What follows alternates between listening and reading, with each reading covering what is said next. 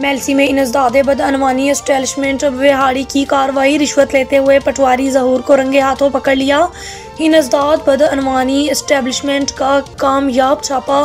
फैजान नामी शख्स से ज़री बुक बनाने की आड़ में पटवारी ज़हूर ने रिश्वत वसूल की। सिविल जज नईम बख्श की क़यादत में सर्कल ऑफिसर शाहिद नज़ीर वड़ाइच ने अपनी खुफिया टीम के हमरा छापा मारकर ज़हूर पटवारी को रिश्वत लेते हुए रंगे हाथों गिरफ्तार कर लिया।